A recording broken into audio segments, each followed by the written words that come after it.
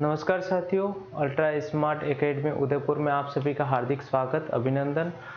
जैसा कि हम जो पिछली जो क्लास थी हमारी थायराइड ग्रंथि पढ़ ली थी। थायराइड के बाद में हमने पीनियल ग्रंथि का अध्ययन किया था और पीनियल ग्रंथि जो थी उसमें, और आज जो हम अध्ययन करने वाले हैं, है ना, और वो जो सबसे इम्पोर्टेंट जो ग्रंथि है वो है थायराइड ग्रंथि। चलो समझने की कोशिश करते हैं कि जो थायराइड ग्लैंड है, ये थायराइड जो ग्लैंड है, ये थायराइड ग्लैंड हम बात करें कि ये जो थायराइड जो ग्रंथि है, इसी थायराइड ग्रंथि से क्या निकलता है, थायरोक्सिन हार्मोन। ये नाम से ही आपको याद हो जाएगा, इसमें कोई दिक्कत नहीं है ना। लेकिन अगर बात करें कि हमको एनर्जी जब हम लेते हैं, तो एनर्जी लेने के लिए किसकी आवश्यकता होती है, भोजन की, है ना।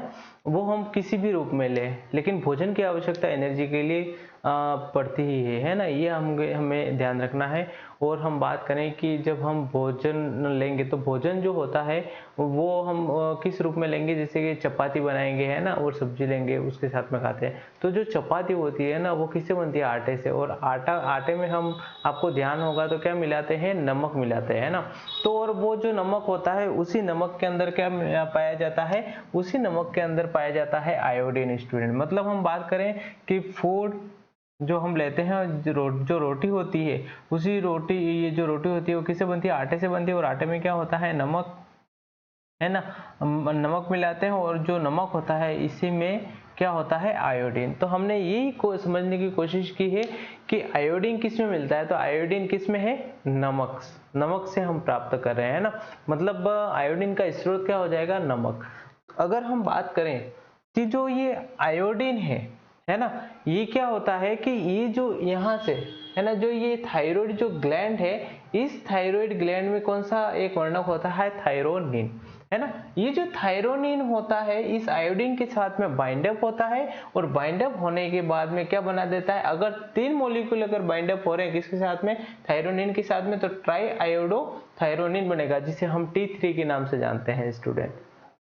और अगर बात करें कि 4 मॉलिक्यूल ऑफ आयोडीन के साथ में अगर थायरोनिन हम मिक्सअप कर रहे हैं, तो क्या बनेगा, टेट्रा आयोडो थायरोडिन, जिसे हम T4 के नाम से जानते हैं स्टूडेंट। और अगर हम बात करें कि ये जो T4 है, यही T4 को हम क्या बोलते हैं, थायरोक्सिन। ये आपको ध्यान रखना है। और हमने जब हम पीयूष ग्रंथि पढ़ रहे थे, तो पीयूष ग्रंथि के अंदर, है ना, थायराइड स्टिमुलेटिंग हार्मोन, है ना, ये जो हमारा अग्र जो भाग था, है ना, अग्रपाली वाला जो भाग था, वहीं से जो हार्मोन निकल रहा था, उसका नाम था TSH, जो होता है थायराइड स्टिमुलेटिंग हार्मोन।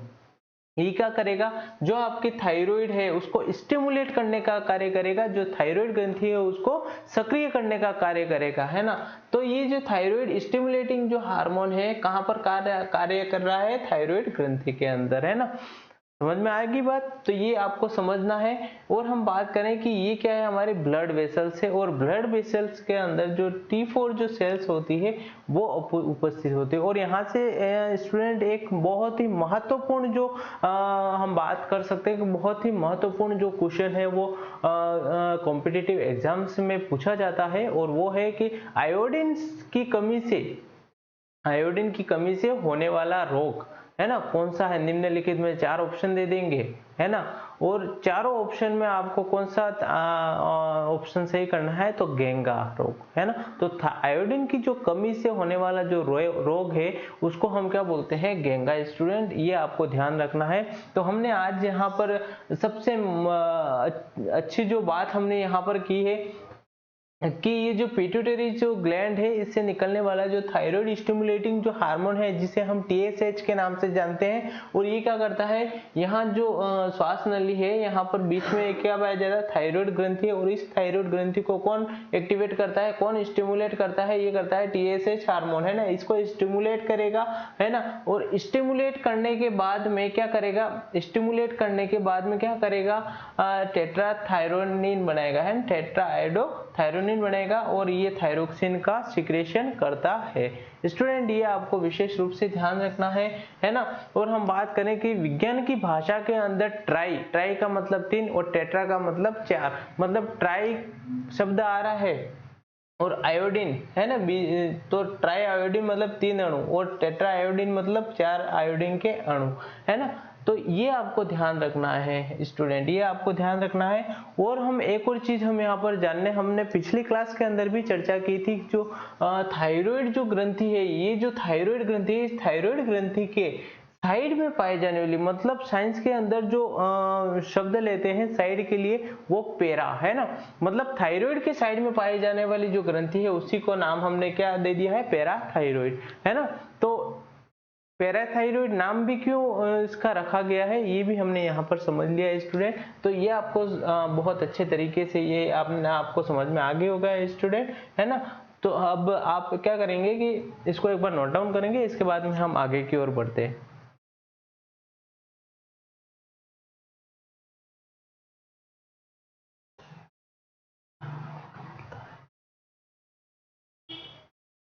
स्टूडेंट आपने नोट डाउन कर लिया होगा और हम आगे बढ़ने की कोशिश करते हैं।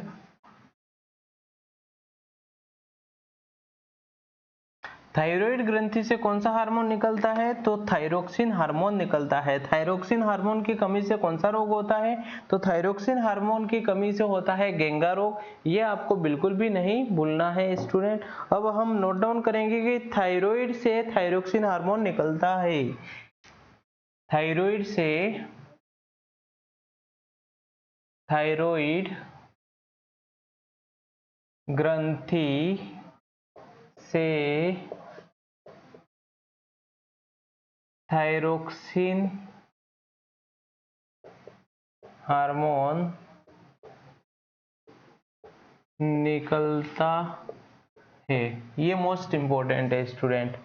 और अगर हम बात करें, है ना, इसके बाद में हम बात करें कि थायरोक्सिन हार्मोन के निर्माण के लिए क्या आवश्यक है, तो थायरोक्सिन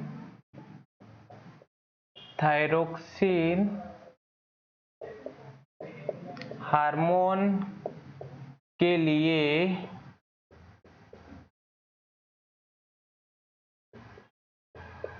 आयोडीन आवश्यक है, आयोडीन आवश्यक है। और अगर हम बात करें इसके बाद में स्टूडेंट, तो आयोडीन थायरोनिन के साथ में जुड़कर क्या बनाता है, थायरोक्सिन हार्मोन बनाता है। आयोडीन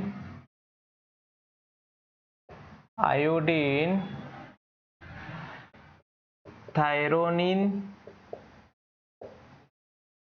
के साथ जुड़कर थायरोक्सिन हार्मोन बनाता है।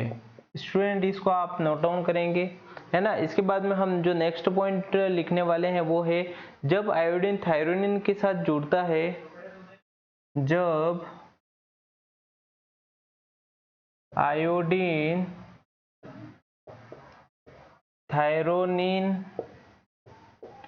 के साथ जुड़ता है तो T3 व T4, है ना, T3 व T4 बनते हैं। स्टूडेंट आप ये भी ध्यान रखेंगे। फिर नेक्स्ट हमने क्या पढ़ा था, इसके बाद में हमने पढ़ा था कि T4 को ही क्या कहते हैं, थायरोक्सिन हार्मोन कहते हैं। तो T4 को ही थायरोक्सिन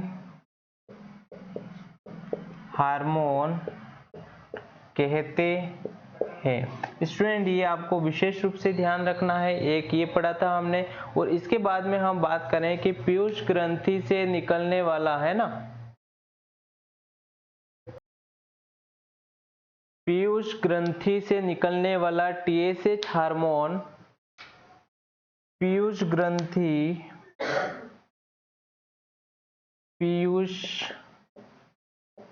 ग्रंथि से निकलने वाला TSH हार्मोन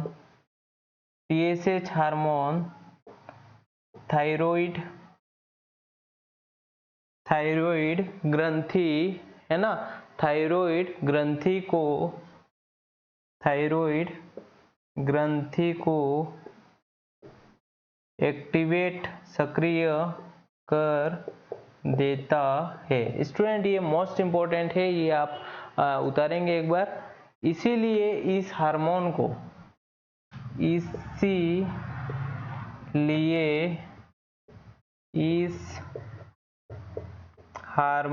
को क्या कहते हैं? थायराइड स्टिमुलेटिंग हार्मोन कहते हैं। स्टूडेंट वेरी इंपॉर्टेंट है, ये एग्जाम के पॉइंट ऑफ व्यू से बहुत ही महत्वपूर्ण है, इसीलिए आप इसको नोट डाउन करेंगे, है ना। सबसे इंपॉर्टेंट तो ये है कि जो थायराइड ग्रंथि से कौन सा हार्मोन निकलता है, तो कौन सा हार्मोन निकलता है? थायरोक्सिन हार्मोन निकलता है। कौन सा हार्मोन निकलता है स्टूडेंट? थायरोक्सिन हार्मोन निकलता है, बहुत इंपॉर्टेंट है ना। और थायरोक्सिन हार्मोन के लिए क्या आवश्यक है? आयोडीन, है ना, ये भी आपको ध्यान रखना है। और अगर हम बात करें कि जो आयोडीन है इस थायरोनिन के साथ में जुड़कर क्या बना देता है? थायरोक्सिन हार्मोन बनाता है। और इसके बाद में हमने पढ़ा था कि ये जो जब आयोडीन किसके साथ में जुड़ती है? थायरोनिन के साथ में जब जुड़ती है तो किसका निर्माण होता है? T3 और T4, और इसी T4 को हम क्या कहते हैं? Thyroxine hormone. स्टूडेंट बहुत इंपॉर्टेंट है। और अगर हम बात करें कि ये जो पीयूष ग्रंथि है ना, ये पीयूष ग्रंथि से निकलने वाला जो हार्मोन है TSH, है ना, TSH, इसी को हम ये जो होता है ये थायराइड को क्या कर देता है? स्टिमुलेट कर देता है, सक्रिय कर देता है। इसीलिए इस हार्मोन को क्या कहते हैं? थायराइड स्टिमुलेटिंग हार्मोन कहते हैं। स्टूडेंट ये बहुत ही एग्जाम के पॉइंट ऑफ व्यू से बहुत महत्वपूर्ण है, इसको एक बार नोट डाउन करेंगे, इसके बाद में हम आगे की ओर बढ़ते हैं।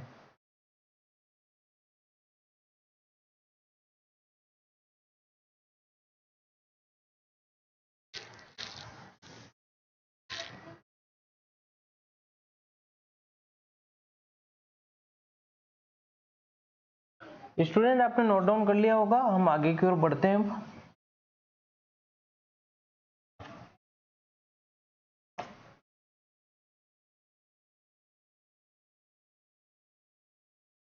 आगे की ओर थोड़ा सा और नोट डाउन कर लेते हैं कि थायराइड ग्रंथि गर्दन में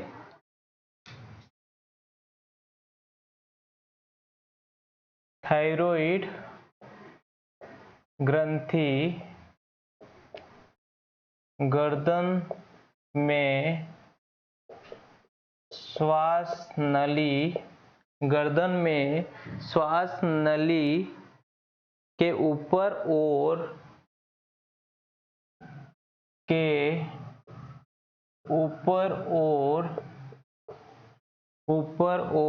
जो हमारा जो स्वर यंत्र के नीचे स्वर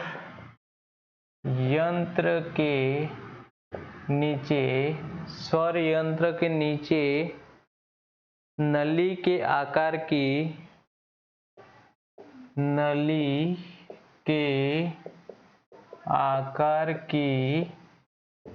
एंडोक्राइन ग्लैंड अंतःस्रावी ग्रंथि है। स्टूडेंट ये आपको ध्यान रखना है। फिर हम बात करें कि रक्त में T3 से अधिक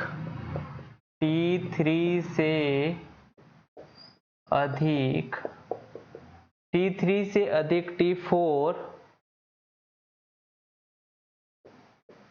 के रूप में ट्रेवल करता है अपनी टारगेट सेल तक जाने के लिए। अपनी टारगेट सेल तक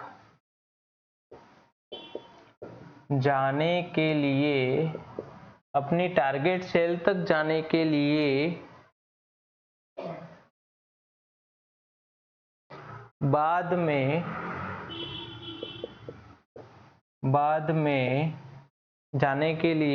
में T4 को पुनः किसमें चेंज कर देता है? T5 में बदल देता है। तो स्टूडेंट आपको समझ में आ गया होगा कि जो T3 है, T4 को ही हम क्या बोल रहे हैं, थायरोक्सिन हार्मोन। तो ये मोस्ट इंपॉर्टेंट है, एक बार आप इसको नोट डाउन करें, इसके बाद में हम आगे की ओर बढ़ते हैं।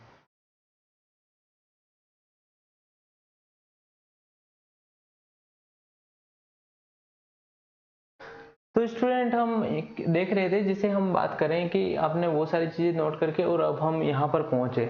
अब जैसे हम बात करें कि ये जो फंक्शंस ऑफ जो थायराइड ग्लैंड है, और जो थायराइड ग्लैंड है वो एग्जाम के पॉइंट ऑफ व्यू से बहुत ही महत्वपूर्ण है, बहुत इंपॉर्टेंट है, और यहाँ से गजब के क्वेश्चन बनते हैं। और क्वेश्चन कैसे बनेगा, वो बहुत सिंपल है ना। जैसे हमारा जो आयोडीन था, इसी आयोडीन का उपयोग करके, है ना, किससे बाइंड अप हो रहा था, थायरोनिन से बाइंड अप हो रहा था और T4 का फॉर्मेशन कर रहा था, और इसी T4 को हम बोलते हैं थायरोक्सिन हार्मोन। स्टूडेंट ये आपको ध्यान रखना है। ये क्या करता है, बाल्यावस्था में किसके लिए उपयोगी है, ये उपयोगी है ग्रोथ के लिए, ये विकास के लिए, डेवलपमेंट के लिए ये बहुत ही इंपॉर्टेंट है। और ये जो शरीर में जो तापमान जो होता है ना, जो 37 डिग्री सेंटीग्रेड, 37 डिग्री सेंटीग्रेड, या फिर आ जाए कितना, 37 डिग्री सेंटीग्रेड, या फिर फ़ारेनहाइट में आ जाए 96.7, है ना, फ़ारेनहाइट, है ना।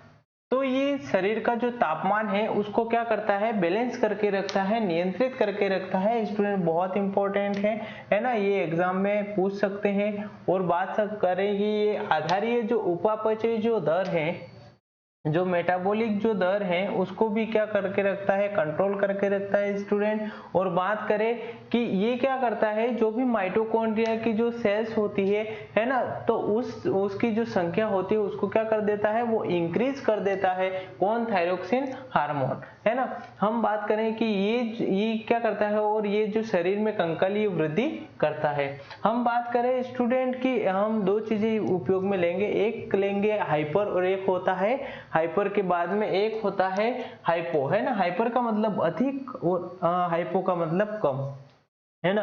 किसी भी एज की बात करें, जैसे एनी एज, किसी भी एज की बात करें, अगर आयोडीन की क्या हो जाए, कमी, तो आयोडीन की कमी होने से क्या हो जाएगा, जो T4 जो सेल है, जो थायरोक्सिन हार्मोन है, वो भी क्या हो जाएगा स्टूडेंट, वो भी क्या हो जाएगा, कम हो जाएगा। और इसके कम होने से क्या होगा, जो पिट्यूटरी ग्लैंड से निकलने वाला जो TSH हार्मोन है, थायराइड स्टिमुलेटिंग जो हार्मोन है, उसका जो लेवल है वो क्या हो जाएगा, इंक्रीज हो जाएगा, है ना, ज्यादा से ज्यादा निकलेगा। और ज्यादा से ज्यादा निकलने से क्या हो जाएगा, जो थायरोइड जो ग्लैंड है उसमें से जो थायरोनिन है ना, वो क्या करेगा, ज्यादा से ज्यादा निकलेगा, इस थायरोनिन, है ना। और ज्यादा से ज्यादा निकलने से क्या हो जाएगा, जो थायरोइड जो ग्लैंड है वो क्या हो जाती है स्टूडेंट, फूल जाती है ना। क्या हो जाएगी, थायराइड जो ग्लैंड है वो फूल जाएगी। और फूल जाने कोई ये जो रोग होता है, उस रोग को हम कहते हैं स्टूडेंट, मोस्ट इंपॉर्टेंट है, इस रोग को हम क्या बोलते हैं, गेंगा या फिर गलगंड रोग कहा जाता है स्टूडेंट। बहुत इंपॉर्टेंट है ना, इसीलिए इसको स्टार लगा के, नोट लगा के इसको नोट करेंगे कि आयोडीन की कमी से होने वाला जो रोग है उसको हम क्या कहते हैं। तो आयोडीन की कमी से होने वाला जो रोग है वो क्या है, गेंगा या फिर गलगंड। तो स्टूडेंट ये आपके एग्जाम के पॉइंट ऑफ व्यू से बहुत महत्वपूर्ण है, चाहे छोटा एग्जाम दे दो चाहे बड़ा एग्जाम दे दो, तो ये एग्जाम के पॉइंट ऑफ व्यू से बहुत महत्वपूर्ण है, मोस्ट इंपॉर्टेंट है ना। तो इसको ध्यान रखिएगा स्टूडेंट, है ना। आप एक बार इसको नोट डाउन करेंगे, इसके बाद में हम और आगे बढ़ने की कोशिश करते हैं।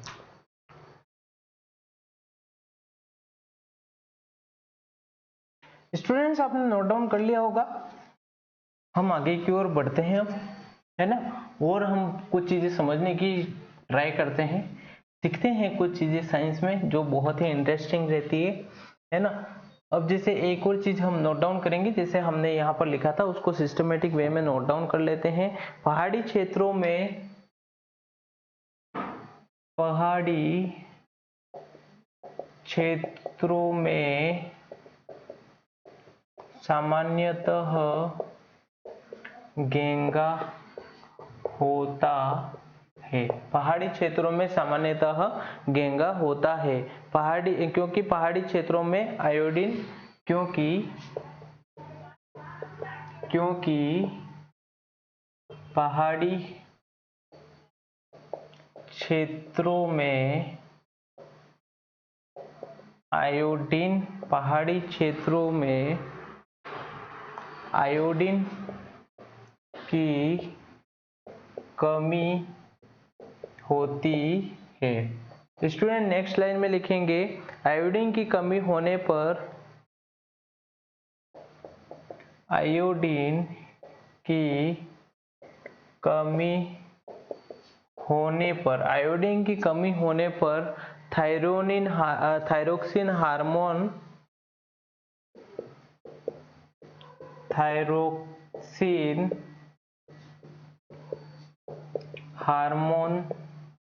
भी कम हो जाता है ना। थायरोक्सिन हार्मोन कम हो जाता है, इसीलिए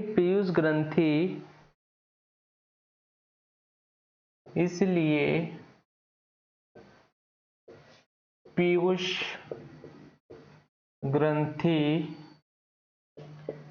TSH हार्मोन का स्राव बढ़ा देती है ना। TSH बढ़ जाएगा जिससे थायराइड ग्रंथि क्या हो जाती है, जिससे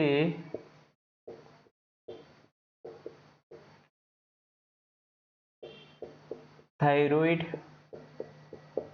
ग्रंथि फूलकर बड़ी हो जाती फूलकर क्या हो जाती है स्टूडेंट, बड़ी हो जाती है, और बड़ी हो जाती है इसे गेंगा रोग या फिर क्या कहते हैं, गलगंड रोग कहा जाता है। मोस्ट इंपॉर्टेंट है स्टूडेंट, है ना। अब ये जो गेंगा या फिर गलगंड जो रोग है, इसके इलाज के लिए क्या दिया जाएगा, इसके इलाज के लिए आयोडीन दिया जाता है। तो गेंगा या फिर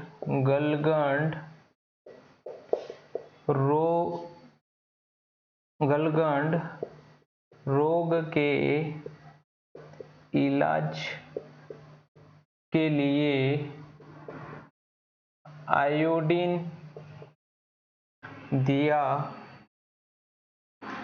जाता है। स्टूडेंट इसको एक बार आप नोट डाउन करेंगे, इसके बाद में हम और चीजें समझने की कोशिश करते हैं, है ना। इसको एक बार अच्छे से नोट डाउन करिएगा।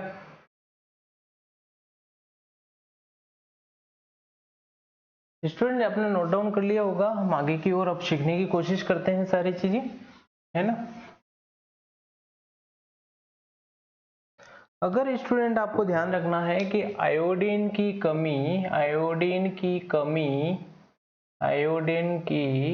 कमी कब हो जाए, बाल्यावस्था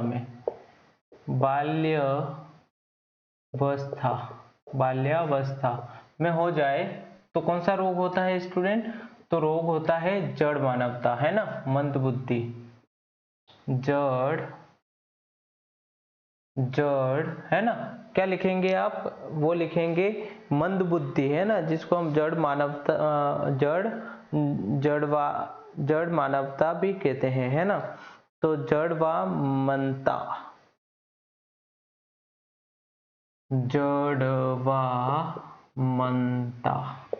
है ना, इसी को बोलते हैं क्रिटिसिज्म, है ना। ये आपको ध्यान रखना है। और हम बात करें, इसी को कहते हैं मंदबुद्धि। तो ये आयोडीन की कमी से होता है स्टूडेंट। और अगर हम बात करें, है ना, और हम अगर बात करें कि वयस्क अवस्था में थायरोक्सिन की अगर कमी हो जाए, वयस्क अवस्था में आयोडीन की कमी से कौन सा रोग होता है, मिक्सिडीमी,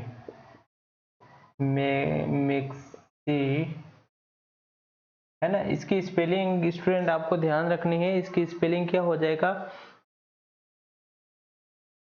MY मैक्सिडीमा, है ना। ये रोग आपको ध्यान रखना है कि अगर बाल्य अवस्था के अंदर थायरोक्सिन की कमी हो रही है, आयोडीन की कमी हो रही है ना, तो कौन सा रोग होता है, थायरोक्सिन की कमी से होने वाला रोग। कब, बाल्य अवस्था में। तो बात करें कि कौन सा, जड़ मानवता, मंदबुद्धि आती है। और अगर हम बात करें कि वयस्क अवस्था में आयोडीन की कमी हो जाए तो वो मिक्सिडीमा रोग होता है। ये स्टूडेंट आपको ध्यान रखना है। एक बार आप इसको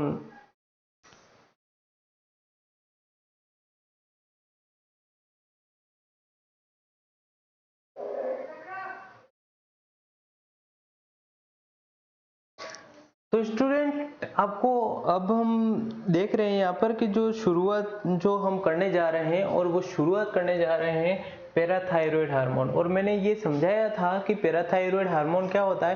पैराथायरॉयड हार्मोन जो होता है वो थायराइड के जो ये वाली थायराइड है, और थायराइड के जो साइड में जो ग्लैंड मिलती है ना, पेयर के अंदर 2 पेयर और 4 ग्लैंड, 4 है ना, तो इसी को हम क्या बोल रहे हैं, पैराथायरॉयड ग्लैंड। स्टूडेंट ये मोस्ट इंपॉर्टेंट है। ये जैसा देख रहे हैं ना, यहाँ पर तो थायराइड ग्लैंड होती है ना, यहाँ पर थायराइड ग्लैंड होती है, और थायराइड ग्लैंड के साइड के अंदर है ना, साइड में एक ये और एक ये, इसी को हम क्या बोलते हैं, पैराथायरॉयड हार्मोन। और इसी पैराथायरॉयड हार्मोन में हम बात करें कि कौन सा हार्मोन निकलता है, पैराथायरॉयड हार्मोन, है ना। पैराथायरॉयड जो ग्लैंड है, इसी से कौन सा हार्मोन निकलेगा, पैराथायरॉयड हार्मोन निकलता है। और इसी हार्मोन को हम कहते हैं कोलिप का हार्मोन, क्योंकि सर्वप्रथम जो ये माइक्रोस्कोप में जो देखा था, है ना, ये वाला हार्मोन, तो ये देखा था किसने देखा था, कोलिप ने देखा था। इसीलिए उसी के नाम पर इस हार्मोन को क्या नाम दे दिया, कोलिप का हार्मोन दे दिया, है ना। और ये क्या करता है, रक्त के अंदर क्या करेगा, कैल्शियम का स्तर है, जो लेवल है, उसको इंक्रीज करेगा। कैसे करेगा वो भी हम समझेंगे, है ना। और अगर हम बात करें कि आपको दिख रहा होगा कि यहाँ पे जो पैराथायरॉयड जो ग्लैंड है, इसके यहाँ सेंटर के अंदर हम बात करें, सी टाइप की कोशिका मिलती है। कैसी कोशिका मिलती है स्टूडेंट, सी टाइप की कोशिका मिलती है ना। सी टाइप की क्या मिलती है, कोशिका मिलती है, सी टाइप की कोशिका मिलती है। और इसी सी टाइप की कोशिका से कौन सा हार्मोन स्रावित होता है, कौन सा हार्मोन सिक्रेशन होता है, तो कैल्सिटोनिन हार्मोन सिक्रेशन होता है, कैल्सिटोनिन हार्मोन का सिक्रेशन होता है। और ये क्या करता है, ये होता है रक्त में जो कैल्शियम का जो लेवल होता है, उसको क्या करता है, डिक्रीज करने का इसका काम है। अब कैसे डिक्रीज करता है हम समझने की कोशिश करते हैं स्टूडेंट। अब जैसे कि हम बात करें कि ये तो हो गया आपका पूरा सिस्टम, है ना, जो आपका डाइजेस्टिव जो सिस्टम है वो हो गया ये, है ना, जो मुख गुहा से लेकर गुदा तक होता है। और ये होगी आपकी ब्लड वेसल्स, है ना, क्या होगी ये, ब्लड वेसल्स। और ये होगी आपकी बोन, है ना।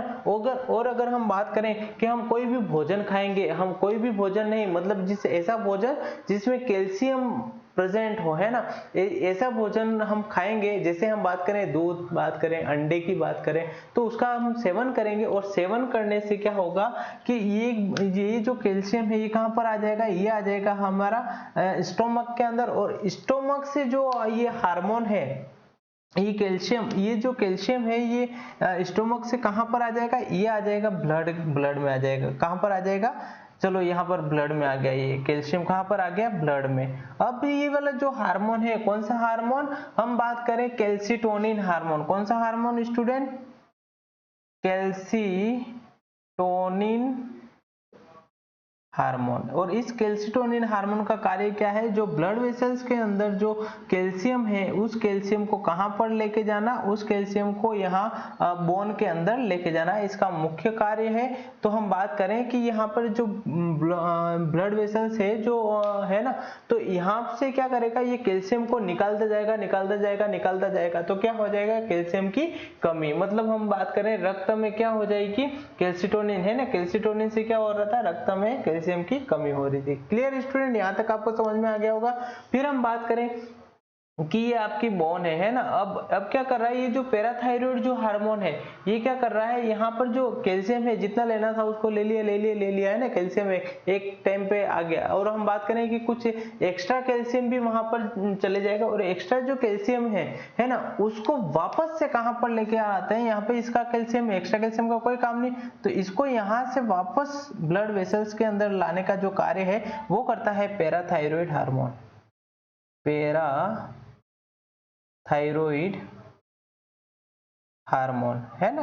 तो ये पैराथायरॉइड हार्मोन का कार्य है कहाँ से, इस बोन से, कहाँ पर, हड्डी से वापस ब्लड वेसल्स में किसको लाना, कैल्शियम को लाना, इसका मुख्य कार्य रहेगा स्टूडेंट। तो ये एक बार आप नोट डाउन करेंगे, इसके बाद में हम वापस से जो सिस्टमेटिक वे में जो लिखने का है वो हम कर लेते हैं इसके बाद में।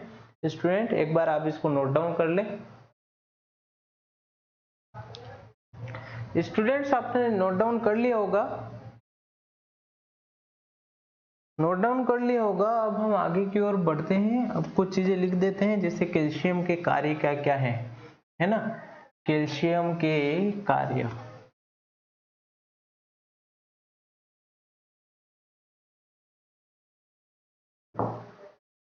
कैल्शियम के कार्य, कैल्शियम के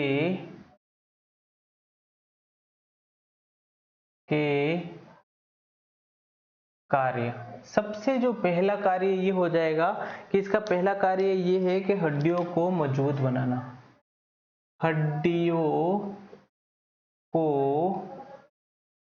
मजबूत बनाना, इसका मुख्य कार्य हो जाएगा स्टूडेंट। और हम बात करें दूसरे नंबर का, बात करें कि दूसरे नंबर इसका क्या कार्य हो जाएगा, इसका एक और काम रहता है ब्लड में, है ना। हम बात करें कि जैसे कि ये कोई ब्लड वेसल्स है ना, ये ब्लड वेसल्स है और हम कुछ काम कर रहे थे और काम करते करते यहाँ पर कट लग जाता है ना स्टूडेंट, और यहाँ पर कट लगता है तो यहाँ पे क्या ब्लड यहाँ पे फ्लो हो रहा है, वो फ्लो होते होते वो कट लगा हुआ है तो वहाँ पे बाहर आ जाएगा। तो यहाँ पर क्या करता है, कुछ समय के बाद में ये जो कैल्शियम है ये क्या करेगा, यहाँ पर क्या कर देगा, क्लॉट बना देगा। मतलब हम बात करें कि रक्त का थक्का बनाने में भी ये मोस्ट इंपॉर्टेंट है, रक्त का थक्का बनाने में सहयोग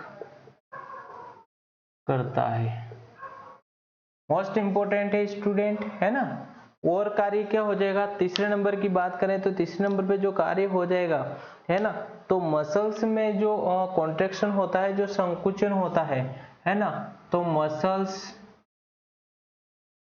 में संकुचन किसकी वजह से होता है, कैल्शियम की वजह से ही होता है स्टूडेंट, ये आपको ध्यान रखना है। फिर हम बात करें आगे, है ना, तो अब कैल्शियम के स्रोत, है ना, कैल्शियम के स्रोत, कैल्शियम के स्रोत, कैल्शियम के स्रोत क्या क्या हो जाएंगे, दूध और अंडा, मोस्ट इंपॉर्टेंट, है ना। तो एक बार आप इसको नोट डाउन करेंगे, इसके बाद में हम और आगे की ओर बढ़ते हैं स्टूडेंट।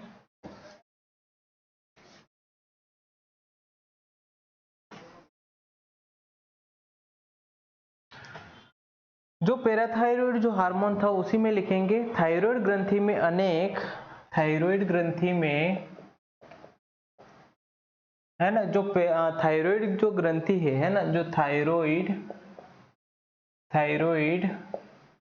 ग्रंथि में अनेक शी आकार की कोशिकाएं पाई जाती है, अनेक प्रकार की सी आकार की जो है वो कोशिकाएं पाई जाती है, जिसे हम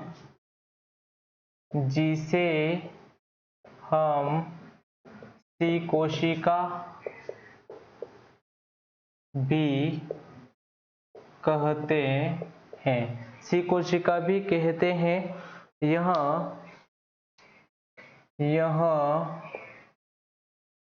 कैल्सिटोनिन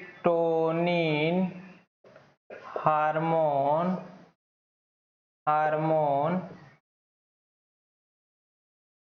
का स्रावण करती है। स्टूडेंट नेक्स्ट लिखेंगे,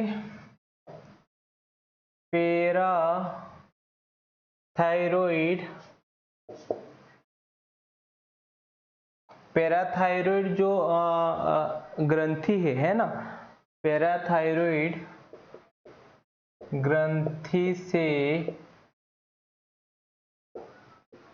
पैरा थायरॉइड हार्मोन का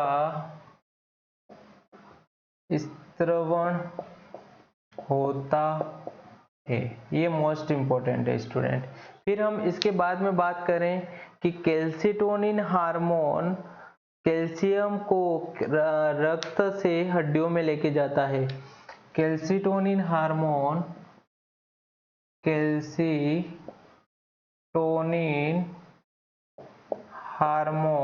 कैल्सिटोनिन हार्मोन जो कैल्शियम है,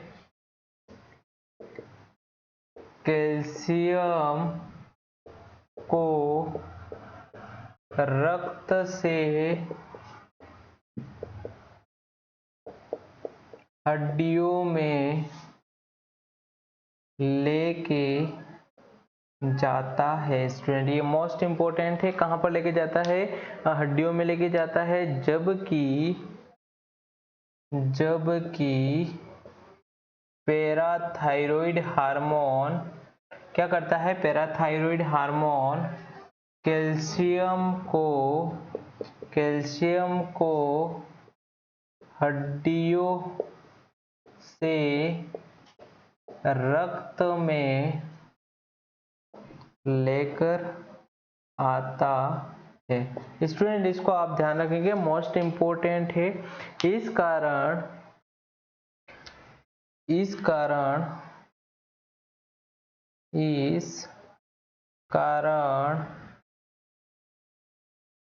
कारण कैल्शियम को